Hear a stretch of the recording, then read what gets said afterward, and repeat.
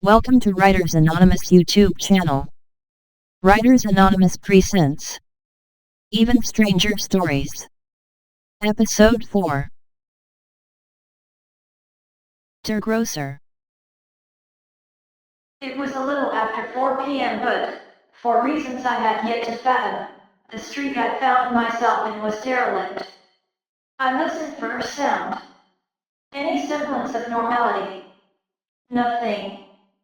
No car engines, no people, no children being children or dogs barking. Nothing.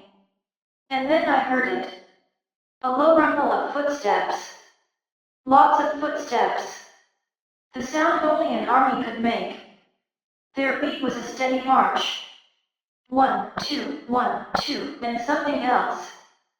Voices. Low, deep, testosterone-enthused male voices.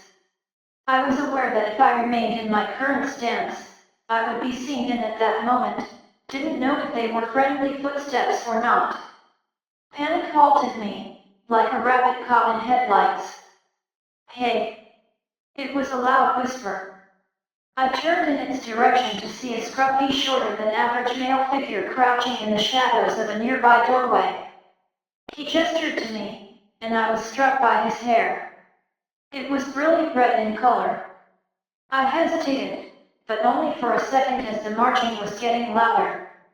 Keeping my head low, I ran into the doorway. The room behind the door was empty save for a ruffled sleeping bag in one corner. I guess this was the man's bed. I noticed that the walls were covered in graffiti. I peered closer to get a better look. Strangely, the graffiti consisted of only 2 words, Der Grocer. I would have given this some thought, but the marching I had heard moments earlier was now deafening. There was a fraction of a gap between the stained curtains, and I peered outside to see a barrage of men, all with the same shocking red hair, like my rescuer, stomp past. I could hear their chant clearly now. Der Grocer, over and over again. As they marched, they moved their heads in unison to the beat.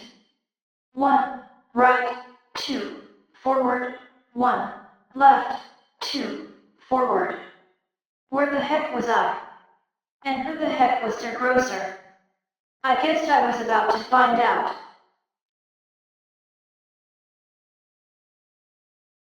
From a nightmare for one, to a nightmare for all humanity, it begs the question, who is in charge? Late Spring Clean. They looked down in despair at their creation. Neither Engel nor Enki could understand what had gone wrong. Again, perhaps it's the source of the DNA, Engel suggested. Enki looked at him, incredulous. It's our DNA. How can you say that? Perhaps we haven't given them enough time, Engel said as he suggested an alternative. Enki pointed at the blue and white marble below them, as it spun in the diamond-speckled velvet blackness. He shook his head. It's taken almost the same amount of time as last time, 11,500 years, and they're on the brink of destroying our planet once more. I should never have trusted your suggestion. If you're right about our DNA, then allowing Noah and his family to survive was a bad idea, and that last spring clean was doomed to failure from the outset. Enlil sighed, then nodded. Time for another spring clean, brother? Yes, but we'll start from scratch this time. Enki waved the palm of his left hand across the image of the globe before them. He looked at Enlil. It is done, my brother. We can start again, and this time we'll have no problems. Across the world, alarms triggered in the otherwise dark monitoring stations of various nations. Planet observatories and phones began to ring. The scientists stared at the red flashing displays and the nonsensical printouts. It was clear they'd been wrong about which tipping point the planet would reach before human intervention could recover the situation. They'd not even be looking at it, and they were dumbstruck. They'd no idea how it could have happened. The issue had been successfully addressed in the 1980s, but overnight well over half of the atmosphere's ozone had vanished. It would no longer be a case of trapping infrared radiation. Without ozone, the sun's natural ultraviolet rays would start to heat the planet very fast. Not only would it be less than a matter of years before all the world's ice turned to water and submerged 99% of the Earth's habitable surface, the rest of life exposed to the rays would be cooked until dead. Natural powers wreak destruction, or it's something we seek from ourselves. It is all the same, simply destruction. Isolation.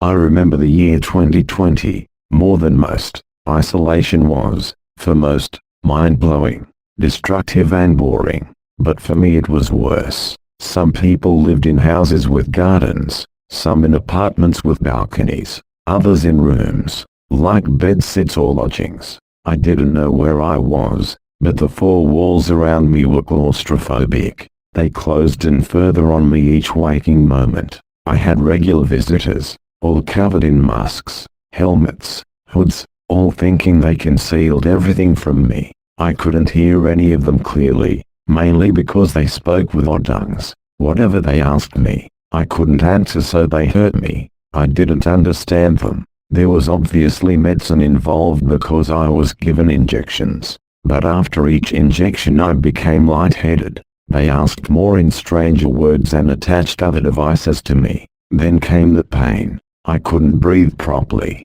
I lost track of days, of time. Then a new visitor came in. He didn't smile. He just attached another device and waited. I started to feel warm, hot, cold. Then he threw a switch and I felt vibrations. Then pain, electric shock, greater pain, excruciating. Then he smiled. 1 to 10, he said, and that was 2. Just wait. Where's the money? The pain shot up my arm. 3, he said. I tried to shake my head but couldn't. All I could move were my eyes. Where? 5 next. And then the pain really started. I tried to fight my way out, only to discover I was bound on every limb. This wasn't isolation. It was torture. Now I had a real problem because I didn't know where I was, but I did know what I was supposed to have done. 7. The pain became even worse than excruciating. I adopted Plan B. Stop breathing and pretend dead. Last chance. 10. Still Plan B. Shit. No pulse. He's bloody dead. They ripped off my bindings and sought my pulse. Nothing. I'd rehearsed this often. They panicked and I could hear and sense them fleeing.